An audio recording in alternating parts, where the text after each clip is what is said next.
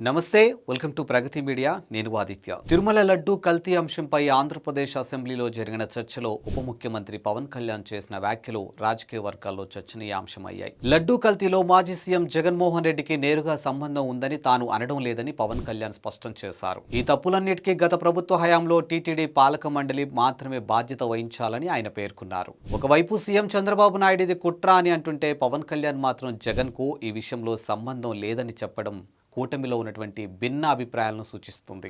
కల్తీ జరిగిందని చెప్తున్నా ఇప్పటి వరకు ఏ ఒక్క రాజకీయ నాయకుడిపై చర్యలు తీసుకోకపోవడంపై విమర్శలు వస్తున్నాయి. తిరుమల లడ్డు కల్తీ వ్యవహారం ఇప్పుడు తెలుగు రాష్ట్రాల్లో మరొకసారి హాట్ టాపిక్ గా మారింది. మొన్నటి వరకు గత ప్రభుత్వంపై విరుచుకుపడ్డ ఉప ముఖ్యమంత్రి పవన్ కళ్యాణ్ తాజాగా అసెంబ్లీలో చేసినటువంటి వ్యాఖ్యలు ఇప్పుడు అందరినీ ఆశ్చర్యానికి గురిచేస్తున్నాయి. మరి జగన్మోహన్ రెడ్డి విషయంలో పవన్ కళ్యాణ్ స్టాండ్ మారిందా? అసలు అసెంబ్లీ సాక్షిగా పవన్ ఏం చెప్పారు? పవన్ కళ్యాణ్ అసెంబ్లీలో మాట్లాడుతూ గత ప్రభుత్వానికి నడిపించినటువంటి వ్యక్తి ఇందులో ఇన్వాల్వ్ అయ్యారని నేను ఎక్కడా అనలేదని ఆయన పదే పదే స్పష్టం చేశారు. తప్పు జరిగింది టీటీడీ పాలక మండలి వల్ల మాత్రమే వారిని అకౌంటబుల్ చేయాలని తప్ప వ్యక్తిగతంగా జగన్కు దీనితో సంబంధం లేదనే విషయాన్ని పవన్ కళ్యాణ్ వ్యాఖ్యానించారు. అయితే ఇదే విషయంలో కూటమి ప్రభుత్వంలోని మిగిలిన పక్షాల వాదన వేరుగా ఉంది. చంద్రబాబు ఇది ఒక పెద్ద కుట్రని చెప్తుంటే పవన్ కళ్యాణ్ మాత్రం జగన్ కు అడ్వైజ్ ఇస్తూ మీరు నియమించినటువంటి బోర్డు తప్పు చేస్తే ఆ బాధ్యతను వారిపై వేసి వదిలేయాలి కదా, ఎందుకు వెనకేసుకొస్తున్నారు అని ప్రశ్నించారు. ఈ కేసులో ఇప్పటి వరకు దాఖలైనటువంటి ఛార్జ్ షీట్ లో కూడా ఒక్క రాజకీయ నాయకుడి పేరు కూడా లేకపోవడం, కేవలం అధికారుల పేర్లు ఉండటం ఇప్పుడు చర్చనీయాంశం అవుతుంది.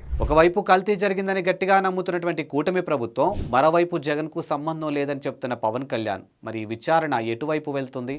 దోషులకు శిక్ష పడుతుందా లేక ఇది కేవలం రాజకీయ విమర్శలకే పరిమితం అవుతుందా అనే విషయాన్ని కామెంట్ రూపంలో మాకు తెలియచేయండి. ఇలాంటి లేటెస్ట్ అప్డేట్స్ కోసం మీ ముందుకు వస్తుంది ప్రగతి మీడియా.